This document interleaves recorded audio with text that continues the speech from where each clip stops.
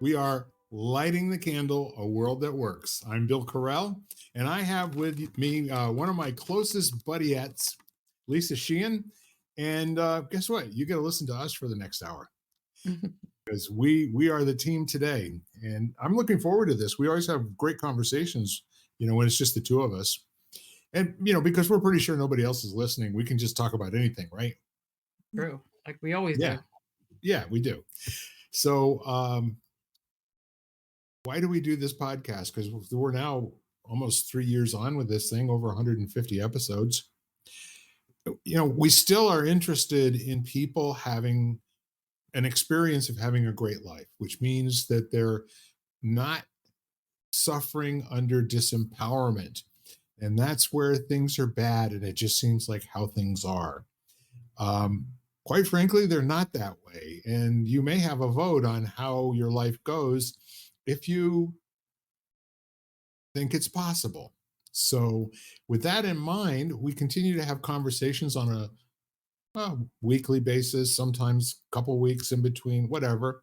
But the point is that our speaking with each other is intended for you, our listeners, to get something valuable out of it. And I think we kind of feel like, right, Lisa, if we get some value out of it, we're pretty sure other people will too. Definitely. So, with that in mind, simply because it's just the two of us, maybe we'll just do a little bit of a look back. I was thinking about it before we got on today, and I had a really great conversation earlier with our producer, Eric. And I'm kind of curious when you think back to how we started our first conversations, what we were talking about, who we had on the team, because we went through a little bit of a transformation at the beginning with the four folks that we started with. Two of them kind of dropped out, and then we picked up Ken, and then we picked up later on Jan Jeremias. But when we first started talking, do you remember what it was about what we talked about before we started the podcast that got you interested in doing it? I'm trying to remember if you even did you have the title even then? I don't think you did. So No.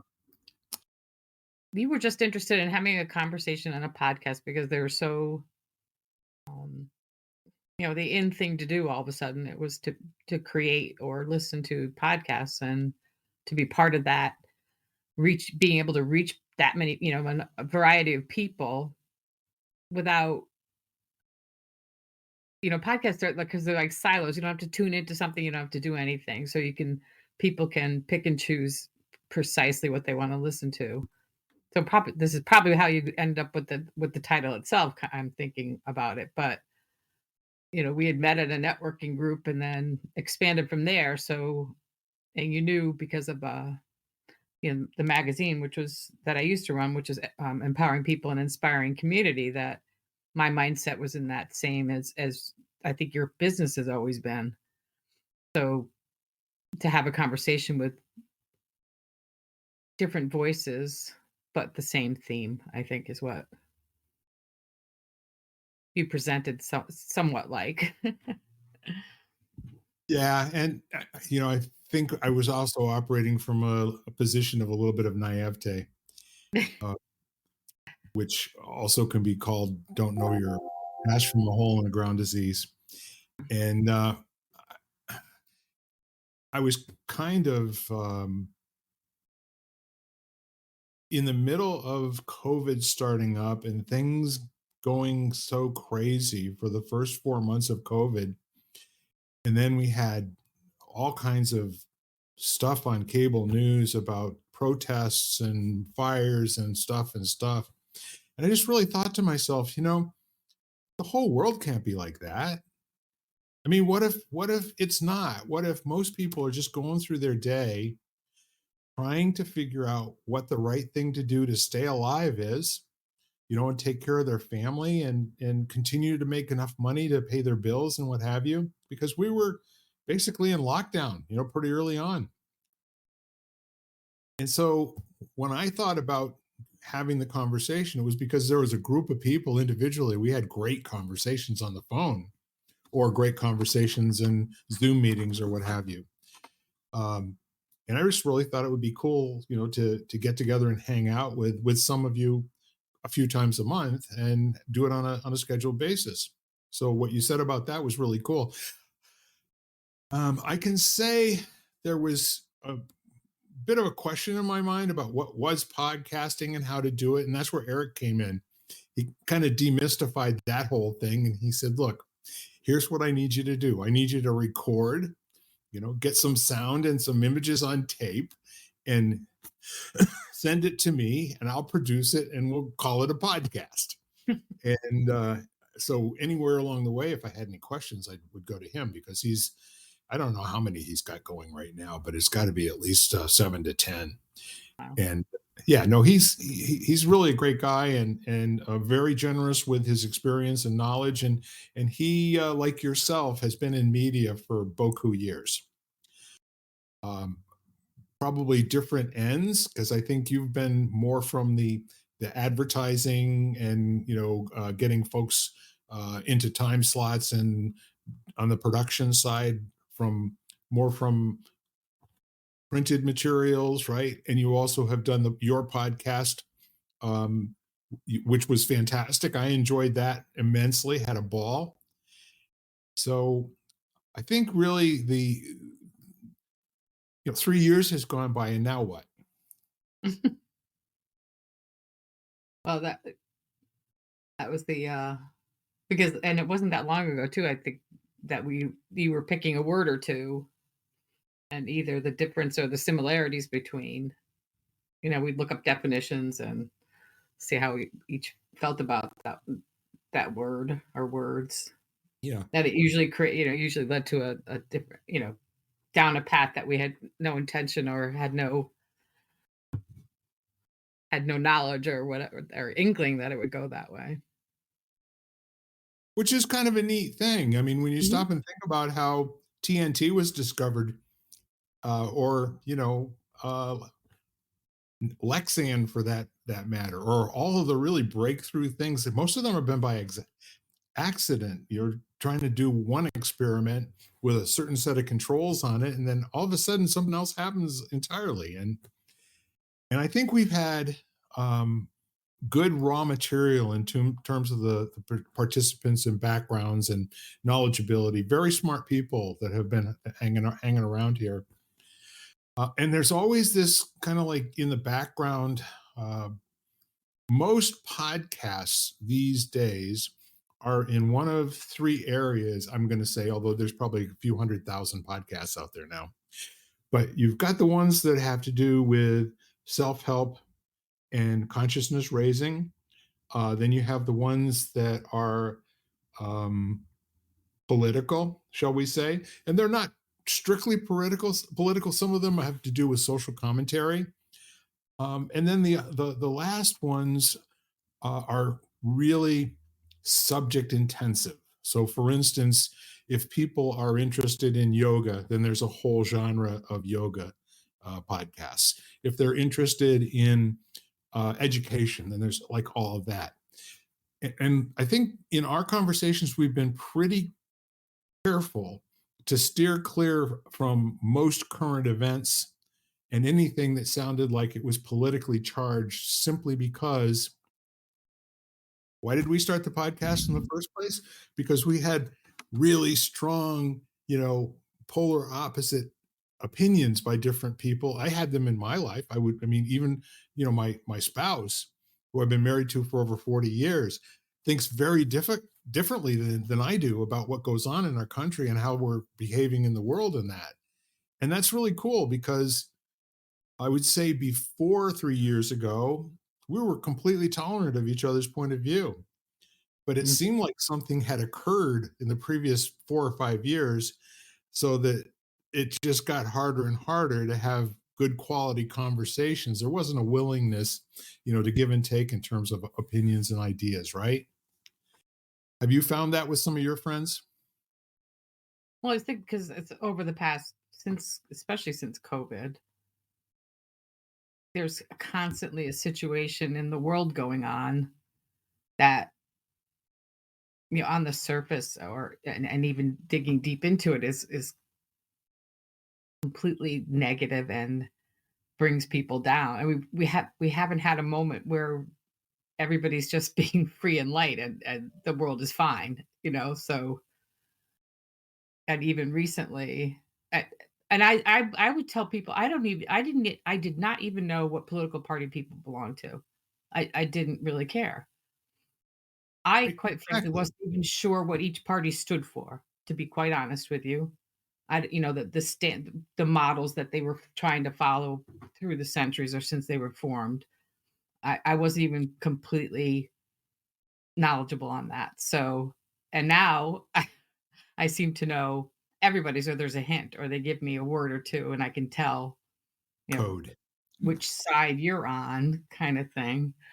But, and well, me too. I don't tend to travel in those conversations because I don't think they lead anywhere. And even currently, I was set, people are, with the wars and things that are going on, and to just be angry or sad or throw your arms up in the air or, you know, whatever, however you're feeling about it, I because I've also come to the point where I'm looking at every side, I think, more than I used to. So, in fact, I went to, a church service, and it was Messianic Jewish, and at the right after the attacks in Israel, so they handed out Israeli flags, little mini Israeli flags as we were leaving. And I thought that was kind of cool. But then I was driving with my little Israeli flag and I'm thinking, but what about the people in Pakistan? You know, uh, why am I just picking a side? Oh, you mean Palestine? I mean, but yeah, Palestine, sorry. Yeah, Palestine. Yeah. So I was like, why am I picking a side? And I didn't want, so I want to be in the middle. And then I'm thinking how fortunate we are to be where we live, and that the best thing we could do is to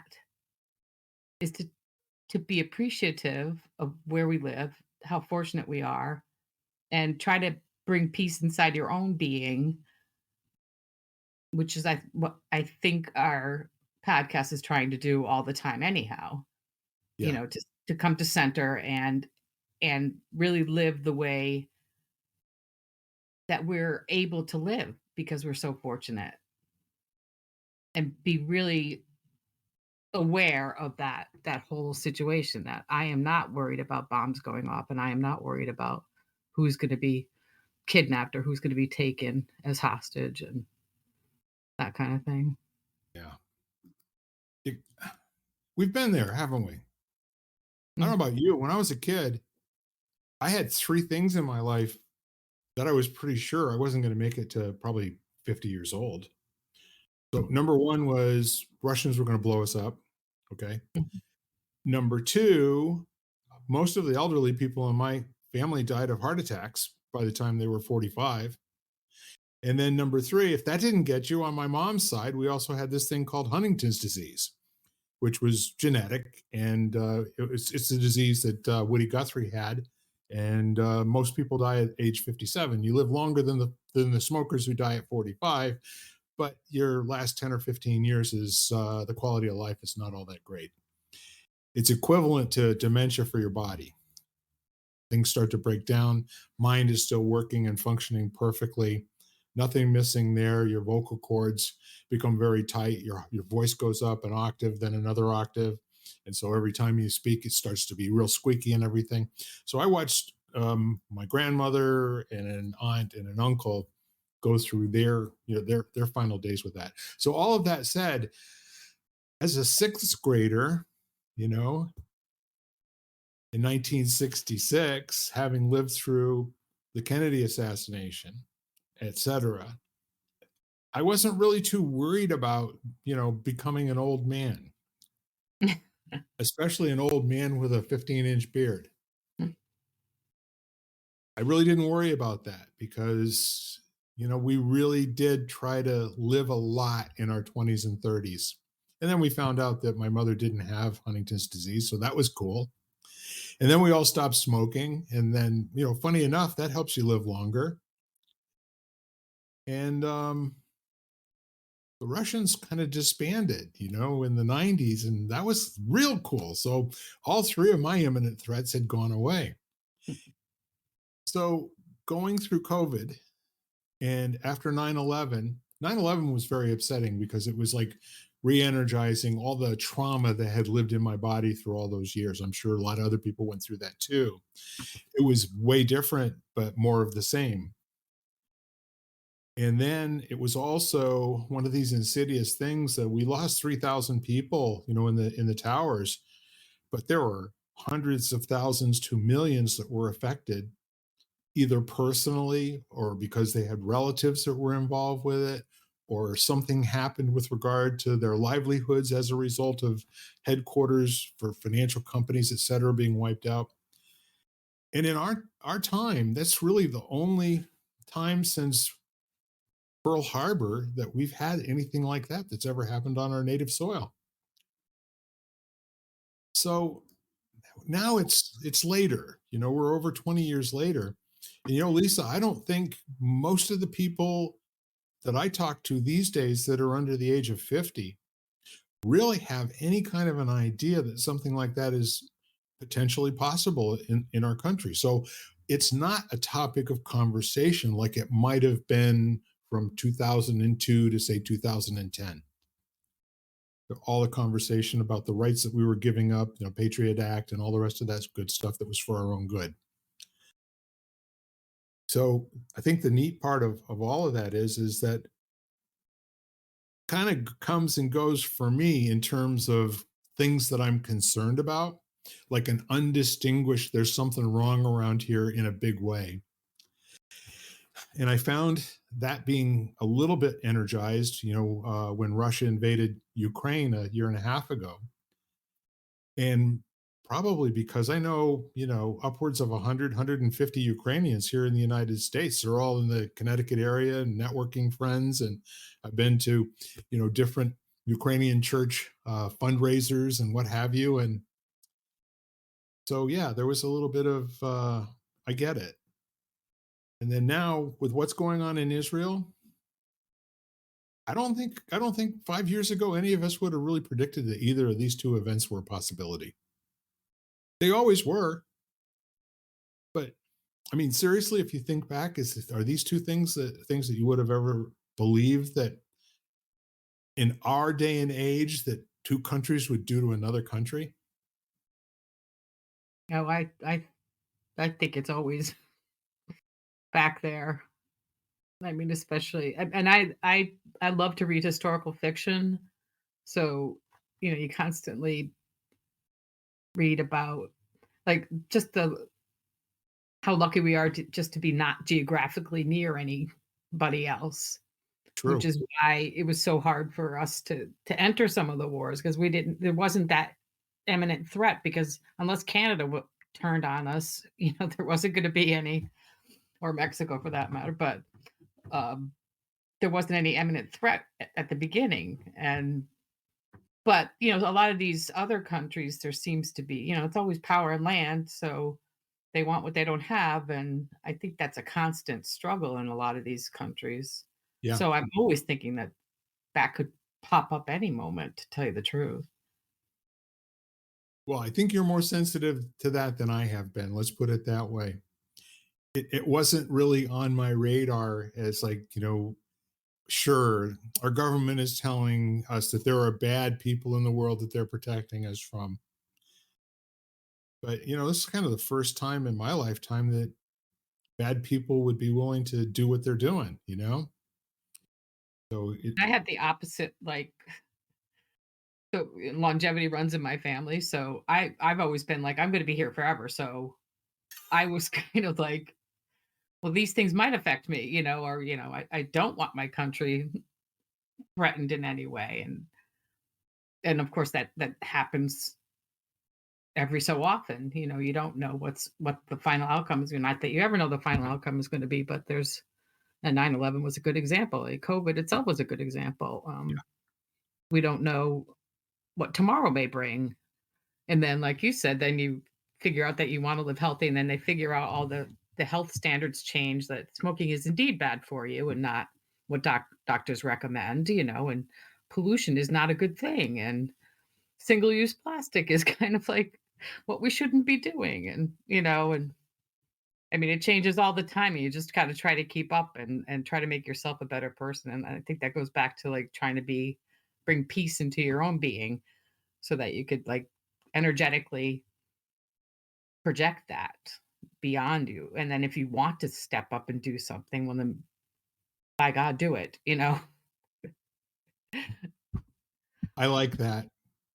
I really like the whole philosophy of make your bed, clean your room, then worry about world affairs. That's a lot of spiders.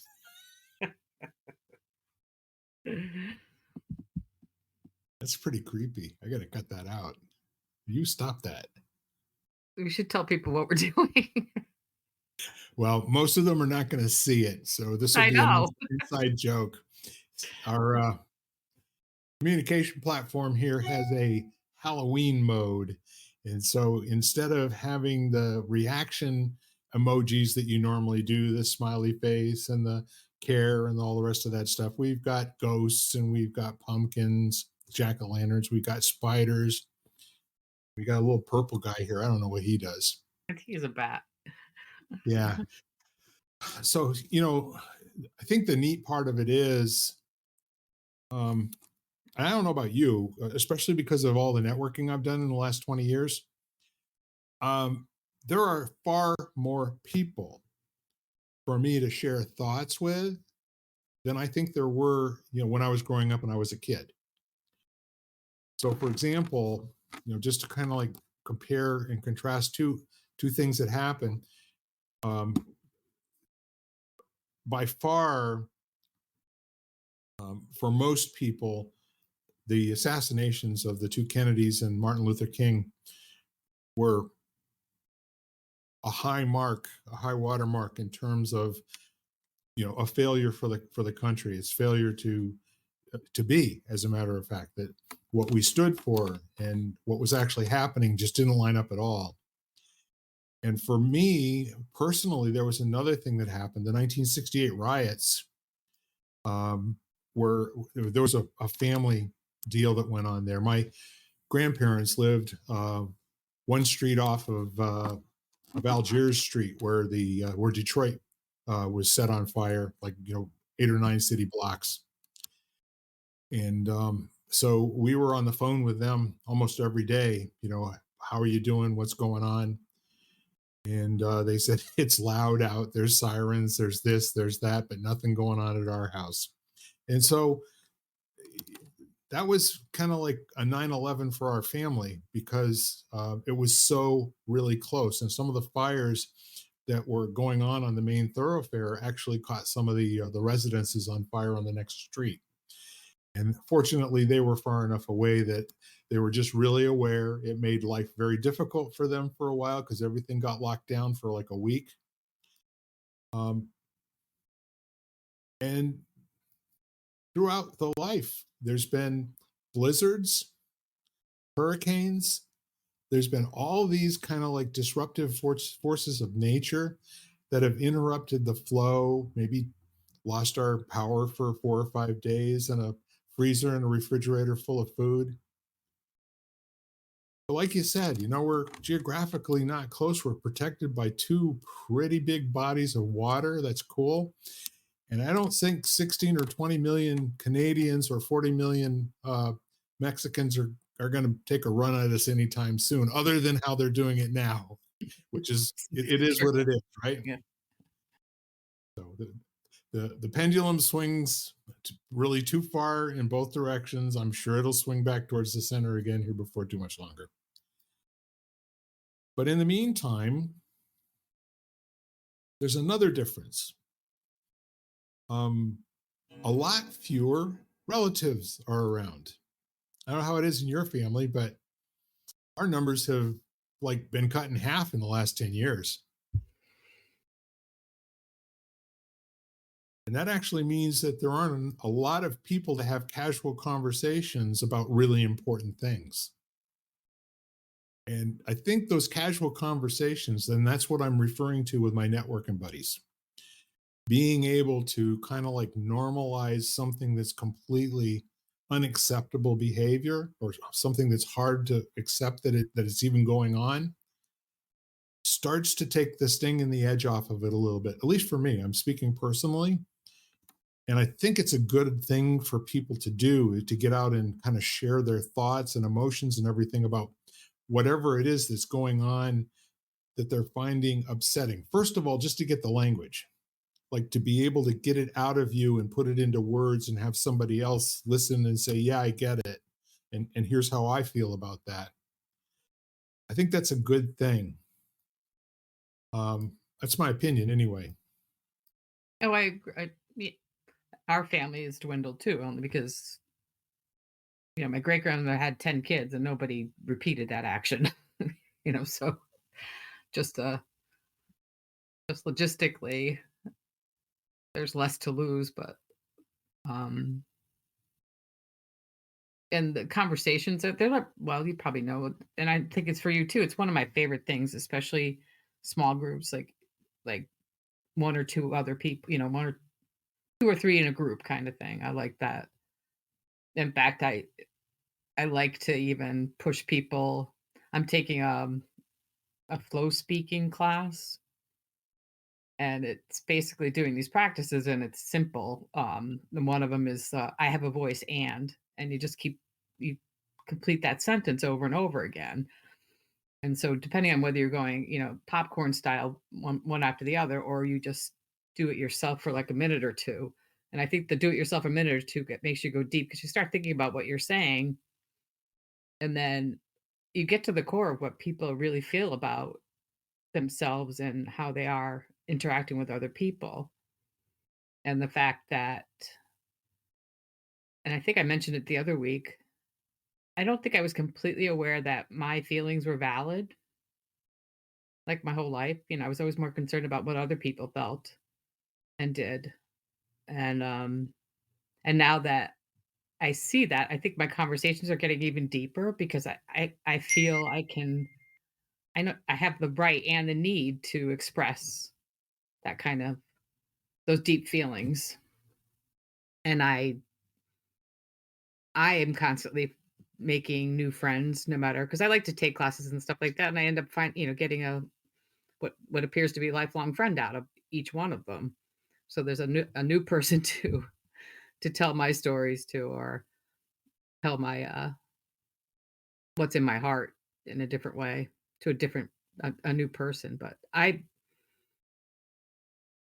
can talk to my sister really closely, and I'm close with my whole family, but how deep you go is very dependent upon the relationship. So you kind of know who you can share what with, and self edit kind of thing. But the ones that I can go deep with, it's one of my favorite things to do, is to talk to that intense level. Yeah, there's a couple things I love about you, and number one is that you're not just committed to ongoing growth and development and lifelong learning. You're just kind of like doing it and without thought, and you just told me what's in it for you, and that's very cool. Not only do you get to learn new things about yourself, but you get to collect new friends as you go. That's a very neat thing, and it's a good reason to do anything, isn't it? Like shells on the beach. Yep, I just keep picking them up. Well, I started collecting couples, back in the Yep. 1980s. And it was a lot of fun for me because, well, Janet and I were married 10 years in 86, 20 years in 96. So I started noticing the people that had been married longer than us that we knew. And so, that was kind of cool. And then we run into somebody who'd been married for 25 years, and then maybe somebody who'd been married for 40 years. And my bull goose loony couple is this beautiful, beautiful pair from Las Cruces, New Mexico. Hugh and Edna Conway. Edna was a civil service, uh, some kind of an administrator for 40 some years until she retired. And Hugh was Border Patrol. Mm. Very, very proud of himself, So both of them had government pensions and they were doing well, and all the rest of this stuff. They're both like in their 80s when I met them. Oh, And so when I first met them, let's just say they had been married like 60 or 61 years. Okay. They got married really early on. And when they passed, Hugh passed when he was 96, if I remember correctly. Edna passed 2 years later. But of course, she was always older than him. I think she was a year and a half older because I think she got to 99 years old. So, if you do the math there, they were married for, 75 years, 76 years, whatever that was. That's kind of cool. very cool. Yeah. And here's the neat thing, they were still getting to know each other. Hmm. Because things and people change. And it Oh, it's was funny. always, I just go ahead. want to, my neighbors, they live together 24/7. And for the most part, especially since COVID, they both were living at home. They were together 24/7 and they have a dog. So I would see them walking and they're talking and talking and talking. And I'm like thinking to myself, they live with each other 24/7 and they still have things to talk about when they're out walking a dog. And she thought that was hysterical when I told her about that and how cool that was for me to even bring it up to her, Yeah. So I thought that was interesting. Well, see, that's also another thing too, is that folks almost always have something in their relationship that kind of binds them together. You know what I mean? Hmm. And for some people, it's their faith in their church and all that sort of thing in their church community and what have you. For other people, it might be a dog or dogs, a series of dogs.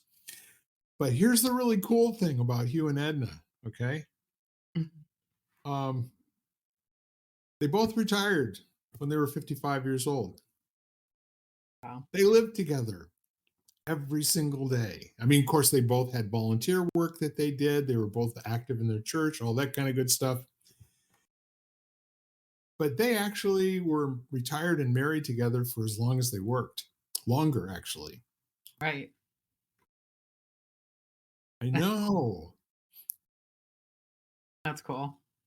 I always thought it was an interesting test because so my mom and dad got divorced the same year that Janet and I got married in 1976. So we kind of learned that the till death do us part wasn't really binding for a lot of people, that they said it, but at some point it kind of like the juice ran out. Okay. And so the neat part of it was in terms of behind the collecting couples, and I had a list.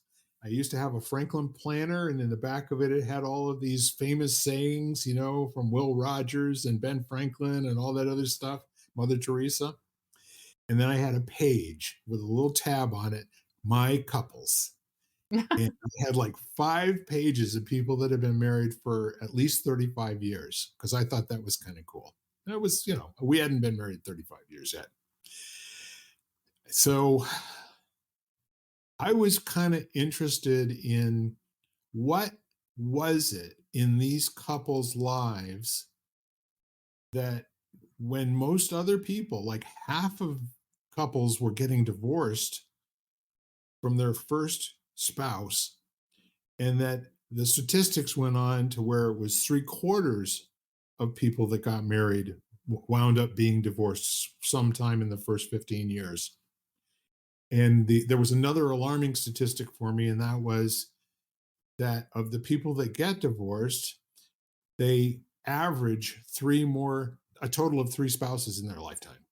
Wow.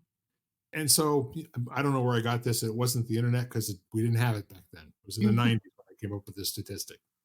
So I defy you to prove me wrong.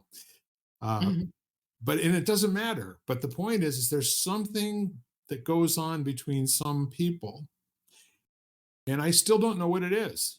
I mean, I still can't articulate it in language at this point, but it's almost like, being in a relationship, um, where the relationship is bigger than the two individuals, if you will. And so, like, we've been married for 47 years. Got three more to get to 50. Um, and let me put it to you this way: there have been lots of days when it would have just been really okay, fine to say that's enough. Too much, got to put some back. See you later. I seem to think like it's, and I have no basis personally or otherwise to base this on, but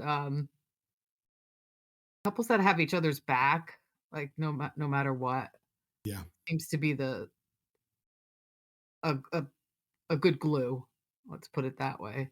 It's harder to pull them apart because no matter what, and I see it with my sister kind of thing. Like, I don't know how she lives with my brother-in-law sometimes, but she does, and she will have his back, even if other people are putting him down or whatever, ultimately she'll stand behind him and he for her too. So I love what you're saying there because honest, it's sometimes a complete mystery what two people see in each other. You know what I mean?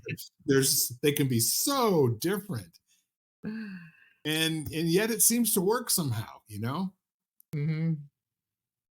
And that's, I guess, one of the fun things about life is that sometimes it just doesn't matter how it's working. The important thing is that it is. Right. Yeah, you spend too much time looking into it and trying to figure out what it is, you'll never get there. No, well, make it worse.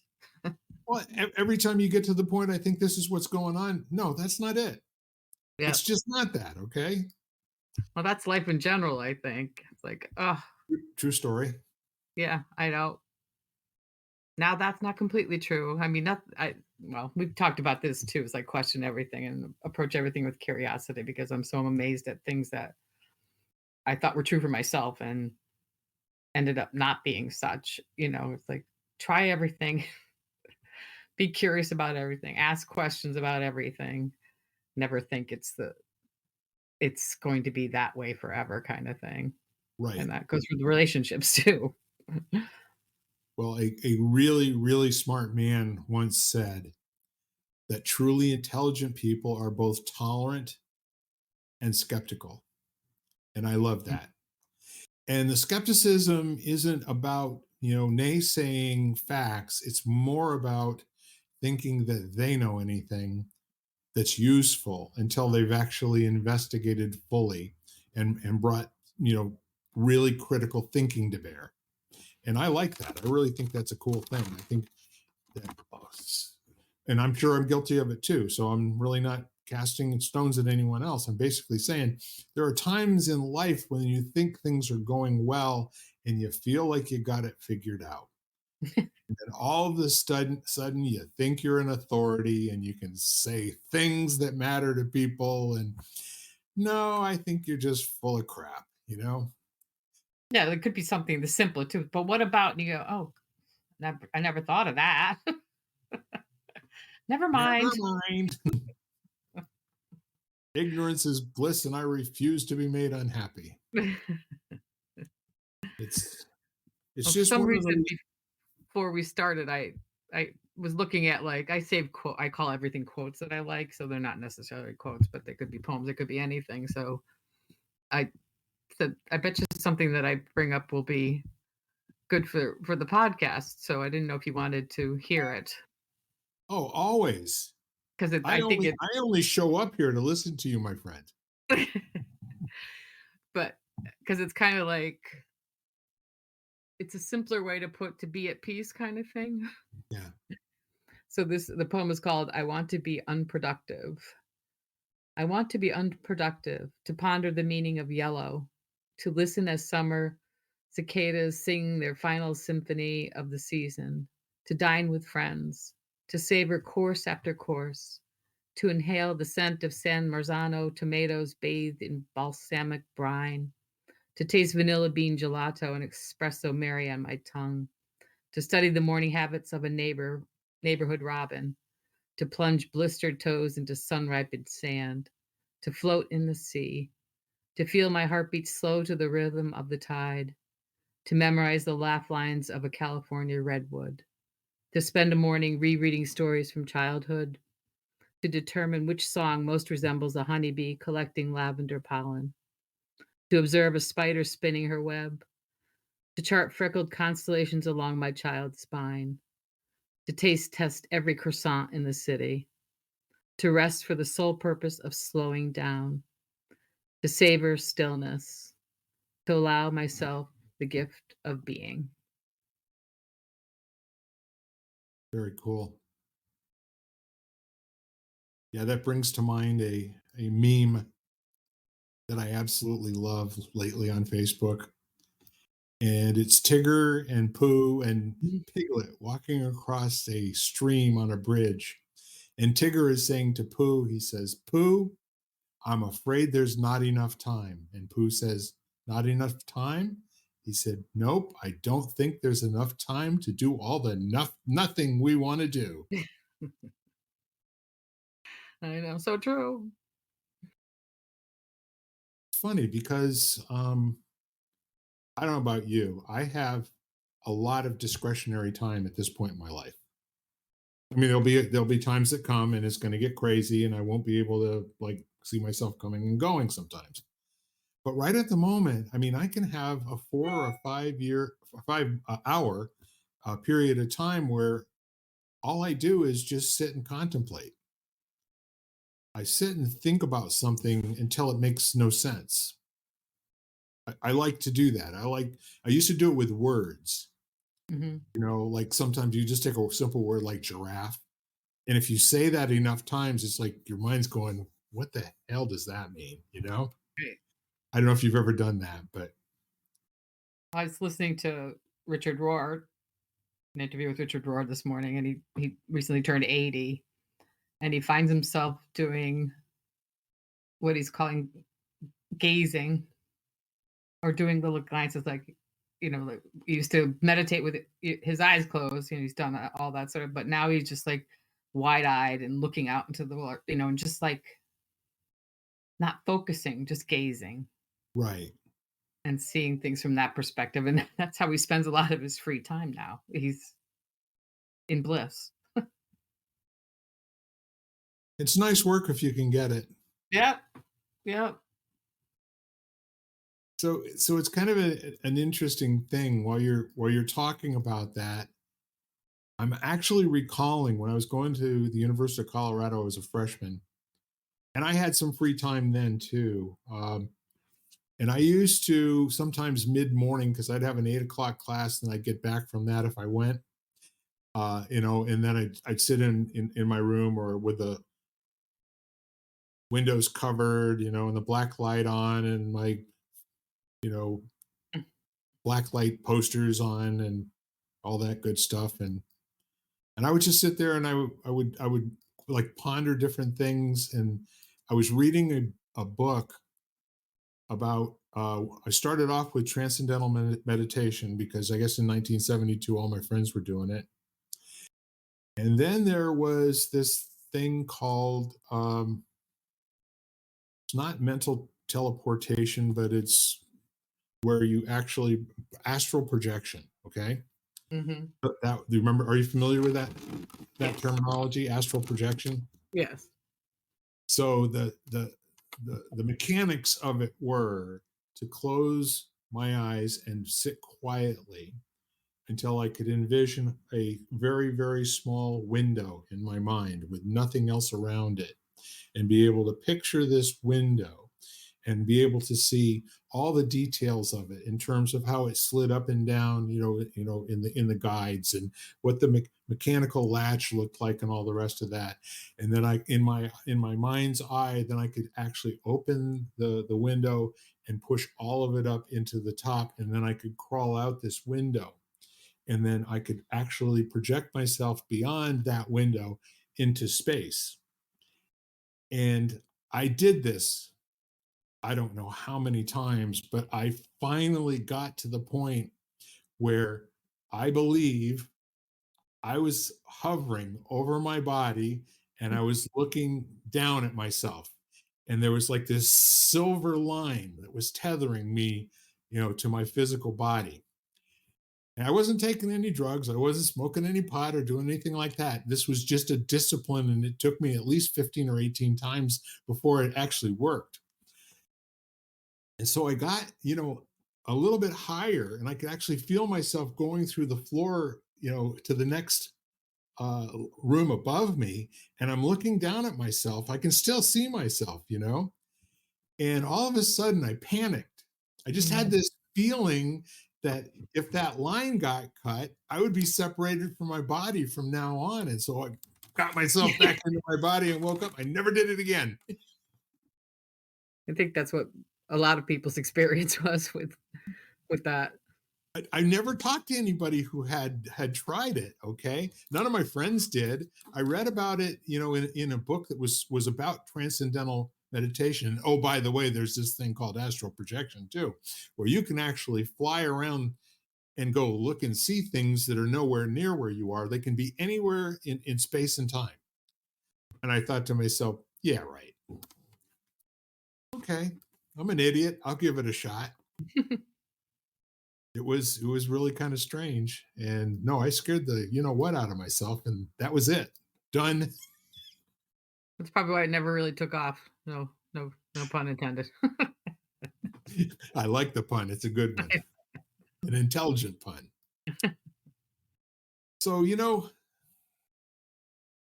we had time back in those days. We didn't have world problems that really lived at the foot of our bed the way we kind of do right now with TV 24/7 and all the internet stuff and people that are clamoring for our time and just getting random, "Hi, how are you doing? Is this Emily?" On my texts. It's like, what? So Yeah. these are, you know what that's all about, right? A little con game to try to gain a little bit of information and see if we can get them to send them some money or whatever. We didn't have that. Mm-mm. And I'm really kind of wondering, a lot of what I'm looking into and what I'm spending my time investigating is, what do I need to pass on to my grandchildren? Mm. And how can I best do that? Because there's two sides to it. Number one is making somebody aware that there's danger in the world can also make them afraid. Mhm. And I don't know about you, I'm not interested in anybody living afraid. No. That's no existence. However, being prepared is a different story. I We're like to talking think of aware of your surroundings. Be aware of your surroundings is one of the exactly. things I go by. Yeah. Yeah. And at the same time, I love listening to smart people talk. I kind of don't care, where they're coming from. And what I usually find is the longer they talk, like you said, they start to reveal the code words, Mhm. what side they're on. While there's, the first 20 minutes of the TED talk is nothing going on except for this is really cool information. And then all of a sudden they slip in something about Donald Trump, and I go, what the what? You had me all the way up to here. I don't want to hear about Donald Trump. Get away from me, yo. I know, not in this context at all.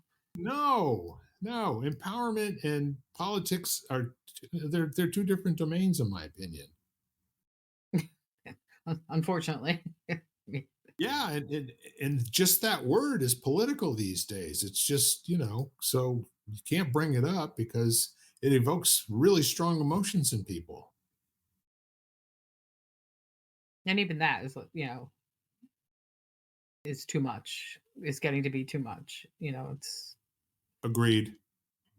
the why can't we get along thing. And then I'm amazed sometimes, like, when I'm with people and then it's at the very end that you realize that they gave it away, and then but you think like, but for the past 3 hours we've been, you know, and that doesn't change because of any of their underlying beliefs should not change our friendship, and but it's one of those things that you just suddenly, like, you wake up and you go, "Oh my god, well, I guess that's okay.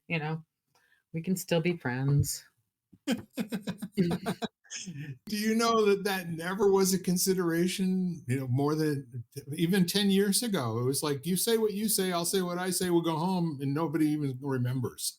We Well, don't care. the topic would never come up, kind or hints to such things. I don't know. It's just weird because, like I said, it was all COVID driven. I think, at least from my that was the time frame. At least I don't know if COVID didn't cause it, but it was a direct result. Well, you had a perfect storm Yeah. of, and you didn't necessarily have to get COVID, any illness when you're all by yourself and locked down in your home, can't really go anywhere, do anything. It's kind of tough to baby yourself and take care of yourself. Um, and then on top of that, to only have like the television or the computer to interact with the outside world. There wasn't a hell of a lot of hugging going on with anybody other than my wife during that period of time. We didn't get to see family, really. Right. So I think everyone got conditioned to be changed, and conditioned to, in some cases, maybe have more of a hair trigger, in some areas, and probably thicker skin in others. You sometimes can get a really good skill while you're getting something else that's a weakness. Well, I think it kind of like for I'm thinking of like exposing my underbelly. Like I discovered deep wounds in myself too, like, or unknowings, as I like to as I think about them. Like, I did not know that I was part of systemic anything. I wasn't aware of it. I should have been, but when it comes slapping you in the face because of what's going on in the world, it's like every day discovering something new that you're, like, exasperated over or heartbroken about, or, you know, I don't even like that part of me, kind of thing, and discovering and then trying to heal that too. So that goes back down to, like, bringing peace to yourself too, because there's all those things that you have to consider when you're even Well, trying to yeah, bring yourself together. yes, and I'm going to suggest to you that you really put your elbows down on, and rest your chin on validating that it's okay. Oh, yeah. You know But what I'm even that saying? took a while. Even that takes something too, to realize that it's all okay, that it's all part of it, that kind of thing. Well, see, the other part of it is that there's been an overt, um, set of actions to upset people about something that they necessarily don't necessarily even have any part in. Right. And it's easy to take it on like somebody else is telling you the truth. But if you stop and think about it, when I was in school, when some of the things that are being said these days about groups of people were said back in those days, my dad would go, "Those are toilet stories. What are you talking about? There's no truth to that. That's made up, whatever, whatever, between third graders. So don't worry about it. Give it up. It's okay." Well, how much little truth is out there, like, for me to so it takes a lot of self-investigation to figure out what your truths are even. And you know what? If you haven't done the work before, it's a good call to action to do the work now, Right. Right. because you're the guardian of your own space and well-being. And it's easy, and I don't know, I found this more when I was younger, but it's easy to kind of like take on as something being true when somebody called me a name, Right.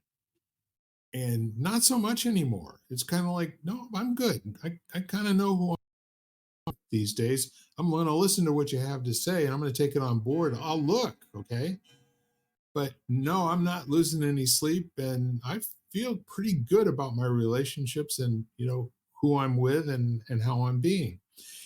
And that's kind of how I've raised my girls too. However, they're still young and they still shiva get, you know what I mean? When Mhm. somebody calls them a name, they Mhm. both, yeah, they both are um, they're both very authentic people. And at the same time, I mean, they'll tell you, Lisa, things you don't want to hear because they think A, it's the truth, and B, you need to know. Okay. But that being said, they kind of give the same kind of credibility to other people that they don't know that well. Mhm. And they take it on board and they really, sometimes can lose sleep over it. And that's what I'm talking about. I think somebody like you and me, we've done the work, we're doing the work. And if you stop doing the work, you become susceptible again. Yeah. It makes sense?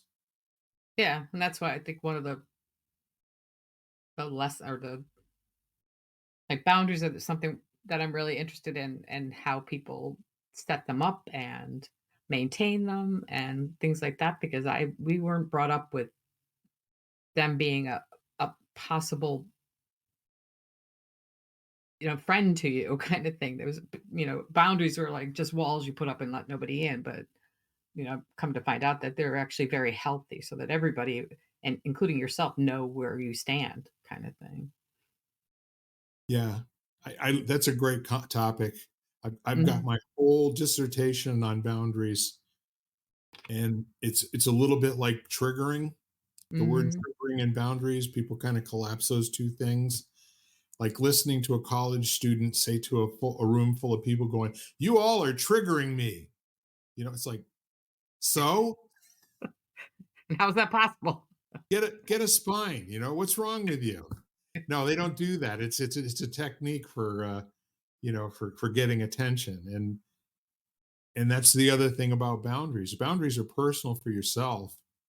You don't have to Mm, like call out other people if they're crossing your boundary. You can pick your toys up and go home and play somewhere else. You know what I mean? Quietly, yeah. without incident, no gunshot shots or anything of that Great. nature. Yeah. Yeah. I know. But in the meantime, what's really interesting is conversational friendships. And the notion that you brought up earlier is one that I really ascribe to as well. There's a definition of friendship, and these are, a lot of different ways to name things, but one of the definitions of friendship is that people that you share likes and dislikes with. Mhm. And there's one guy who basically said that most friendships start out by having common complaints. Mhm. And if it's a good friendship, it'll turn into sharing what you like as well. But Mm. mostly there's something wrong around here, and that's kind of like the natural state for people is Yeah. looking for who shot John and what's going on and all the rest of that good stuff. Nothing unites like a common enemy. Right, even when you can't see. Mhm. Gotta say it's out there somewhere. Yeah. Yeah, it's always out there. So what else is up for you? So you're doing, this pretty interesting way of speaking, that each sentence ends with "and," so you can keep going. Mhm. And what else are you playing with these days? I'm still doing practical philosophy, so they have certain levels, and I'm in level 4 now. So that's, presence of mind is the subtitle for this level. So it's breaking, and it's interesting because a lot of us have been in the together now for almost 2 years, so, um, we're getting to know each other, and but it's still kind of funny because people still have a hard time speaking up, and I was one of those, and now I tend to be the one that speaks up because nobody's speaking up, so Good but for you. but yeah, it's a fun school. In fact, they're doing a full day on Plato, the philosopher. Not the I like modeling. that both ways. They're kind of similar, right? Yeah.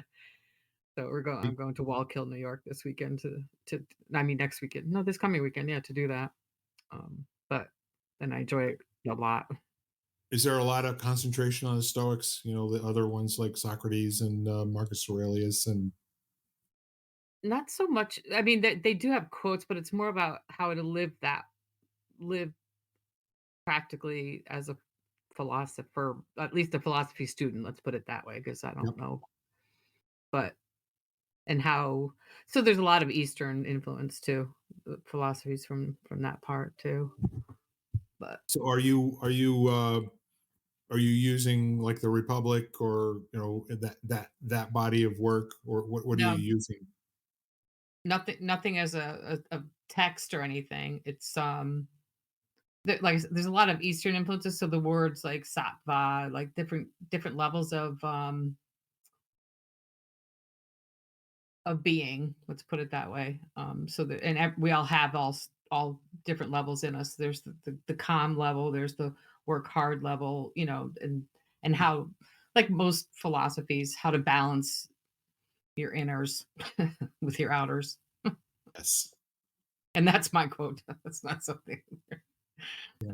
That's not a philosophy basic there. It's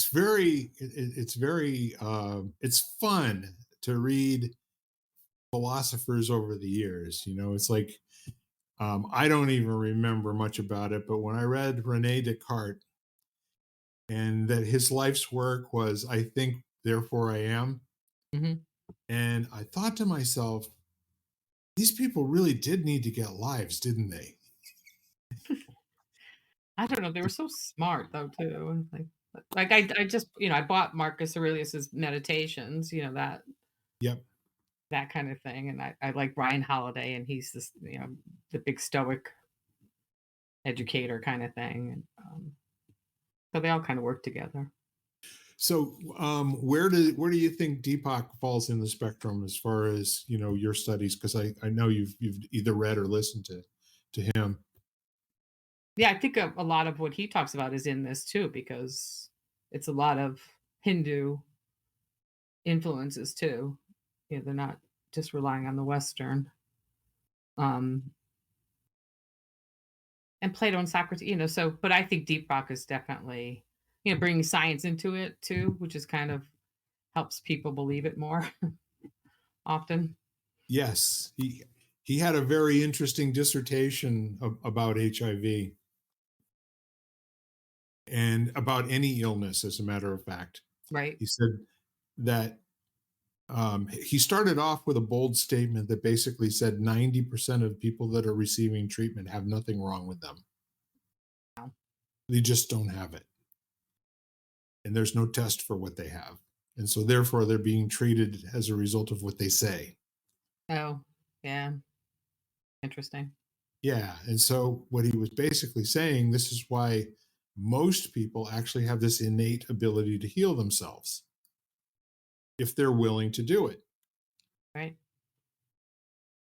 And it's a mind bending, kind of like put a little pretzel in your head for a minute or two, thinking about, what if he's not just blowing smoke? What if he's a guy? I mean, he's got a couple PhDs, and he's written, I don't know, 750 million books, and Mhm.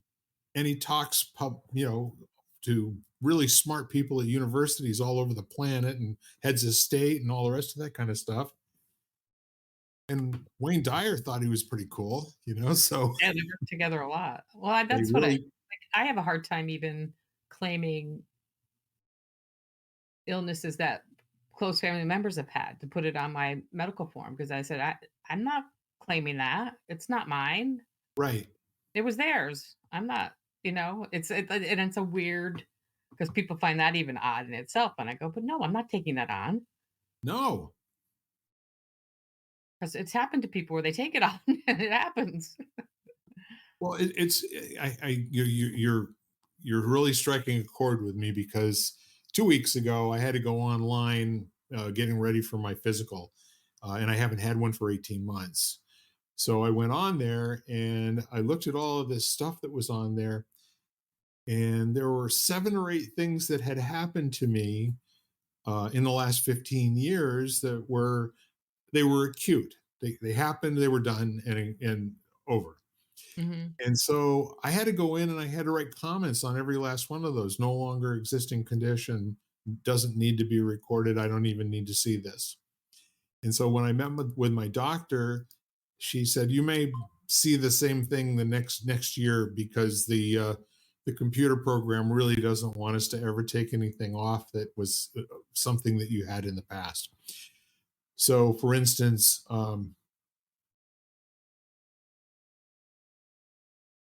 uh, I go to the doctor's office, and on this particular blood pressure machine, I always test high. Mhm. I walk in, I sit down, the damn thing reads 175 over 90. And I go, it's wrong. And then they go, well, okay. And I said, well, test me again before I leave. And they do. And then it says 152 over 83. And I go, it's wrong. My blood pressure is 130 to 137 over 80 to 83. And they go, well, how do you know? I said, because I've been testing for 20 years and it's never varied. My cholesterol never varies. All these different things. Oh, and you're pre diabetic. I am not pre diabetic. Okay. I'm testing, you know, low for hemoglobin and I'm testing high for sugar right now. That has more to do with diet than anything else. So, to humor my doctor this time, she had me go out and purchase a blood pressure machine. So I am faithfully taking my blood pressure. I've been doing it for 10 days now, 3 times a day. And every once in a while, I'll go around and I'll try to get myself worked up. So if my blood pressure's got to be high, I'll watch some Trump. And then I sit down here, on that occasion, it was 150, over 73. But it's been running in the 130s, a little flyer every once in a while, 142 or something like that. And I hold it up. It speaks it out loud, and I hold it up for my wife to hear. And she goes, "Yeah, you got a real blood pressure problem there. 134 over 68. I mean, really?" So I'm on no medications. And whenever they want to give me a medication, I go, let's come back and take a look at it in a month, Mhm. which is what I'm going to do. Because Yep. it's quite possible that the night before I went in for my physical, I may have had like 3 cocktails, and alcohol will actually drive your blood pressure up too. Right. So, all of that said, I'm with you. I'm not going to claim something that potentially was wrong, will be wrong in the future. No, I'm doing fine. Thank you. Mhm. Vitamins, an Yeah, occasional ibuprofen. exactly. Me too.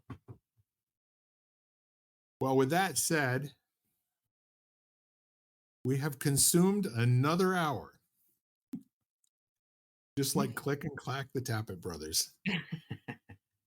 Another hour of your life that you will never get back. But I don't know about you. I enjoy speaking with you. Oh, no, we always have a good time. We do. We do. This is true. So any parting words or thoughts for folks? Well, one of my favorite Bible quotes is "Be still and know." So, and that goes back to the peace. So, find some peace within this week.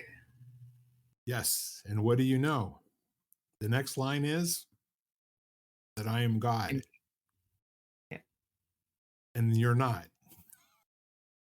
And that should bring you a lot of comfort. we're all God. Yeah, I love it. So it's been a pleasure. Um, before we sign off, I'm going to invite you all, and I'm going to actually make it a demand this week because we're in the Halloween season, for crying out loud.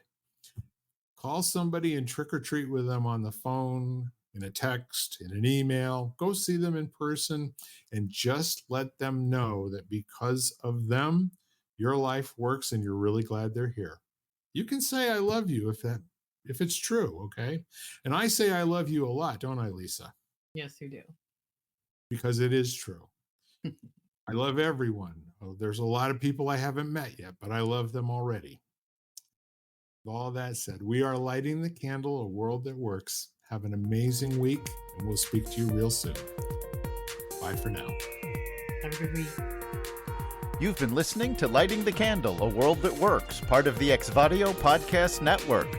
You can catch us each week, as well as the rest of the network, at exvadio.com/podcasts, as well as the Apple Podcasts app, Google Podcasts, Spotify, iHeartRadio, Stitcher, Audible, Amazon Music, and wherever you find podcasts.